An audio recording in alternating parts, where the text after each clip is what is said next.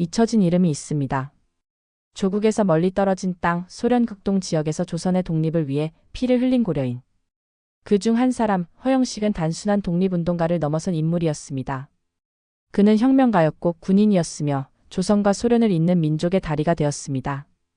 지금부터 우리가 잘 몰랐던 허영식의 삶을 따라가 보겠습니다. 챕터 1 함경북도의 아들, 허영식의 출생과 성장. 1909년 함경북도 경원에서 태어난 허영식은 일찍이 민족적 정체성과 시대의 경랑 속에서 자라났다.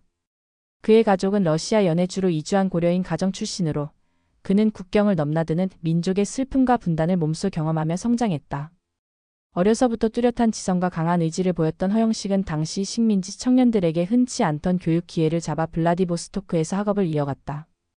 그의 젊은 시절은 이미 조선의 해방이라는 이상에 불타오르고 있었으며 혁명의 기운이 감돌던 극동 지역은 그에게 정치적 자양분을 제공했다. 10대 후반 허영식은 모스크바 동방노력자공산대학에 입학했다. 이곳은 수많은 반제국주의 지식인들이 거쳐간 혁명의 산실이었으며 그곳에서 그는 레닌주의와 국제공산주의 이념을 접하게 된다. 동료들과 함께 조선의 독립을 논의하며 그는 이념과 조국해방이라는 두 축을 통합할 사상가로 성장하기 시작했다. 학업 외에도 그는 극동의 조선인 사회 속에서 활동가로서 민족의 권익을 위한 운동에 적극적으로 참여했다. 이 시기 허영식의 삶은 단순한 유학생의 궤도를 넘어서 있었다. 그는 혁명과 민족해방을 위한 실천가로서 길을 걷기 시작했고 이를 위한 군사적 준비에도 관심을 가지기 시작했다.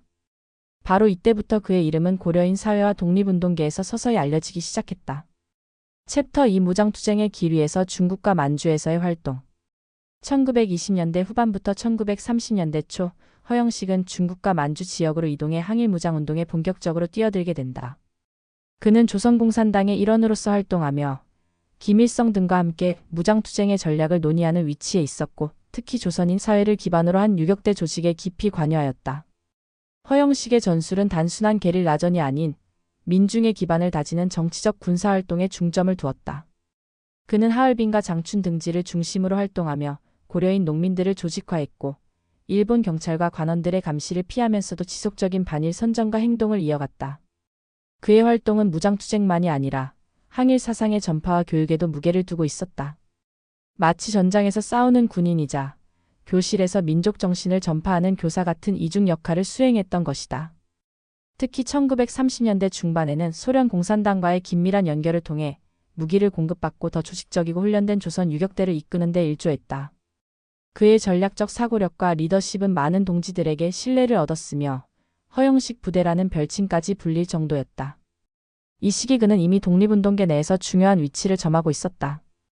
챕터 3 붉은 별 아래서 소련 적군 장교가 된 고려인. 1937년 일본의 영향력이 만주 전역에 확산되자 허영식은 소련으로 다시 귀환하게 된다. 하지만 그를 기다린 건 안락한 망명이 아닌 스탈린 체제의 극한 속에서 새로운 투쟁이었다. 같은 해 그는 붉은 군대 장교로 정식 임관되며 고려인 청년들을 대상으로 한 군사훈련과 교육을 담당하게 된다.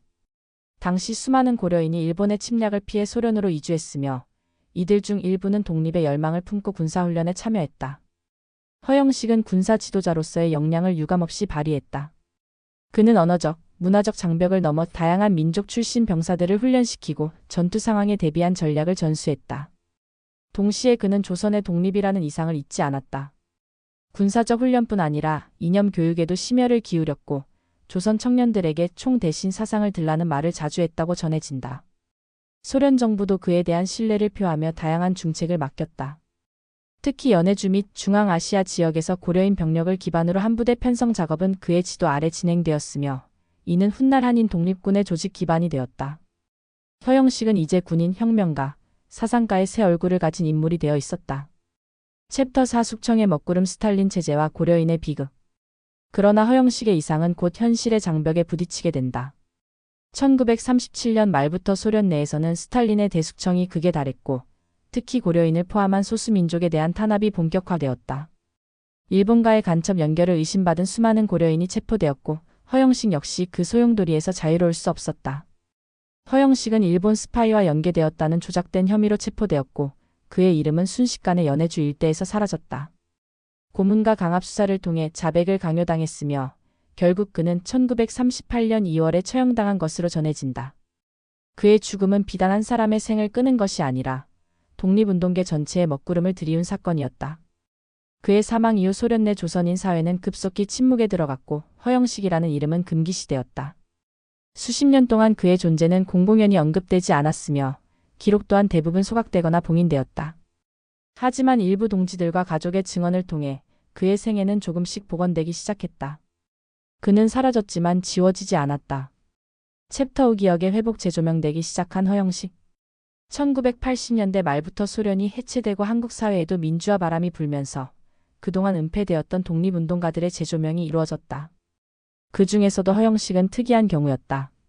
그의 이름은 한데 사라졌고 공식적인 기록에서도 거의 남아있지 않았지만 고려인 2세들의 증언과 당시 군 기록 그리고 일부 보존된 문서들을 통해 점차 그 실체가 드러나기 시작했다. 한국의 독립운동 연구자들이 소련을 방문해 발굴한 자료들 속에서 허영식은 단순한 조선인 유격대원이 아닌 체계적인 군사 전략가이자 정치 사상가로서 기록되어 있었다. 특히 1930년대 소련 극동군의 조직표에서 그의 이름이 발견되었고 이는 그의 정식 계급과 위치를 증명하는 중요한 단서가 되었다. 또한 그가 쓴 일부 문서와 편지는 고려인 공동체에 큰 감동을 주었다. 그의 생애가 본격적으로 조명되기 시작한 것은 2000년대 초반이었다. 고려인 독립운동사가 재조명되는 과정에서 허영식은 그 중심 인물 중 하나로 떠올랐다. 이후 몇몇 다큐멘터리와 연구서적에서 그의 활동은 중요한 장으로 다루어졌고 국내에서도 그의 이름을 다시 부르기 시작했다. 챕터 6 고려인의 영웅 한국의 잊힌 역사. 허영식의 삶은 단지 개인의 투쟁사에 그치지 않는다.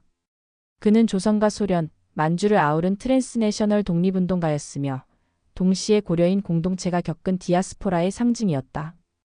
그의 활동은 일제강점기의 무장투쟁에 대한 새로운 관점을 제공하며 그가 이끈 조직적이고 교육 중심의 접근은 오늘날에도 많은 시사점을 준다. 그러나 한국 내에서 허영식에 대한 관심은 여전히 제한적이다. 국내 역사 교육과정이나 교과서에서 그의 이름은 거의 등장하지 않으며 독립운동가의 계보에서도 비교적 낮은 평가를 받고 있다.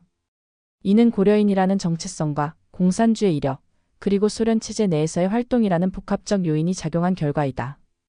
그럼에도 불구하고 최근의 흐름은 달라지고 있다.